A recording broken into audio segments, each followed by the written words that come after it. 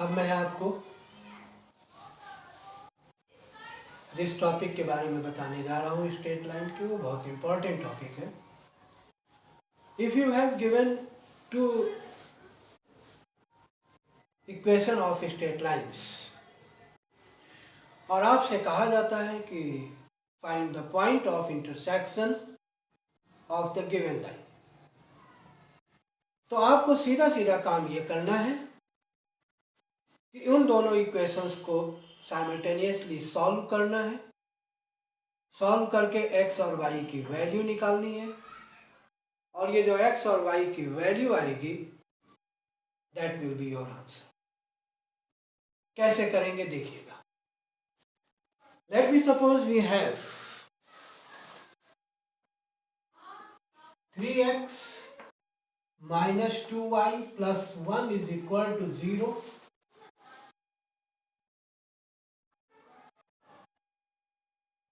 and 3x plus 4y plus 4 is equal to 0।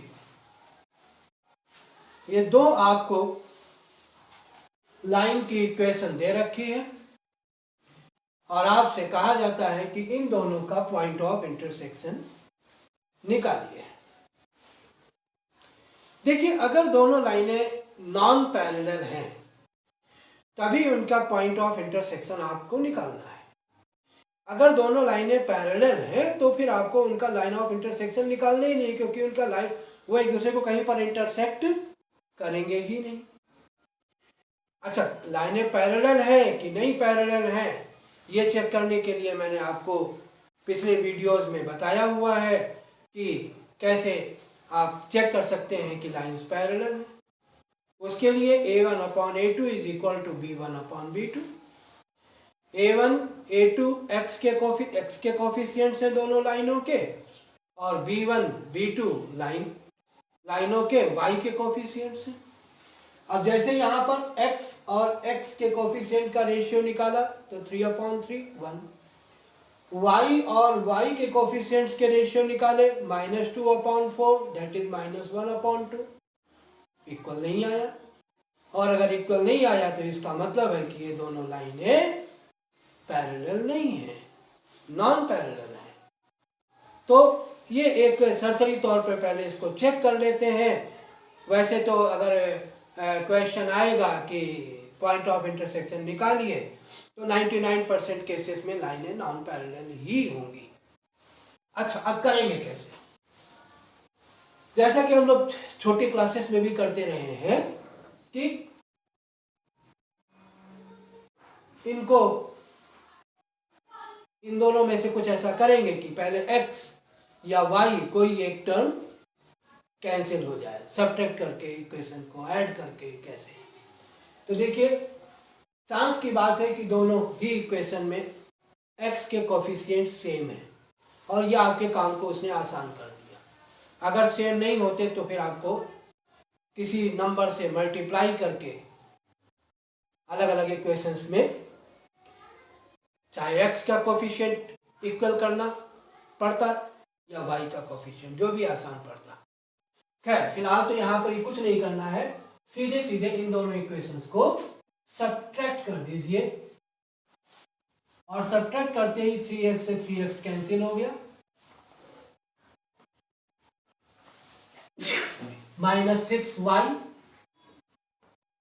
-3 is equal to 0। -6y is equal to 3,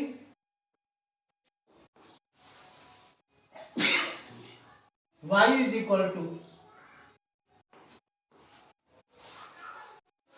ये minus right hand side के लिए गया, यानी दोनों तरफ माइनस से मल्टीप्लाई करना पड़ा क्योंकि y को पॉजिटिव रखना है, और 6 का क्रॉस मल्टीप्लाई करके, and then your answer is -1/2। ये y की वैल्यू आ गई। अब y की यही वैल्यू मर्जी हो यहां रख दो, मर्जी हो यहां रख दो, तो आपको x की वैल्यू आ जाएगी। चलो, हमने फर्स्ट वाली इक्वेशन नहीं रखा, तो 3x -2 with minus 1 upon 2 plus 1 is equal to 0. 3x plus 1 is equal to 0. 3x is equal to minus 2. That is x is equal to minus 2 upon 3. और इस तरीके से आपको x की वैल्यू आ गई और आ गई y की वैल्यू। अब लिखेंगे therefore point of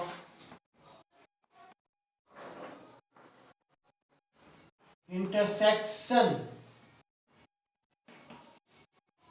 will be minus 2 upon 3 minus 1 upon 2।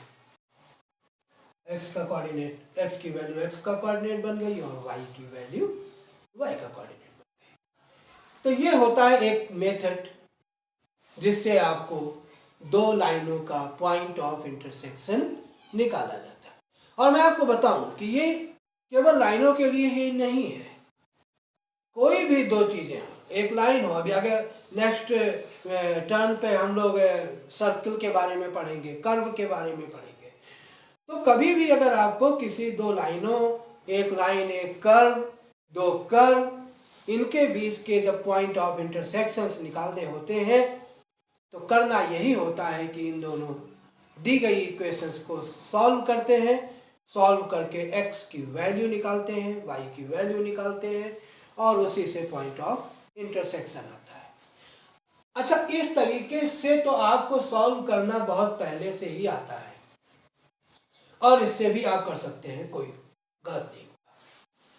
एक और मेथड होता है लीनियर इक्वेशंस को सॉल्व करने के लिए, वो मेथड भी आपको छोटी क्लास में शायद बताया गया होगा, अगर नहीं बताया गया है तो मैं आपको बताता हूं। आप दोनों मेथड जाने रहिए, जब जो मेथड आपको इजी पड़े आप यूज कर लीजिएगा। अब मैं फिर आपको दो लाइनों की इक्वेशन लिखूंगा और उनसे पॉइंट ऑफ इंटरसेक्शन निकालूंगा और इसके लिए उन दोनों इक्वेशंस को सॉल्व करूंगा, लेकिन सॉल्व करने का तरीका दूसरा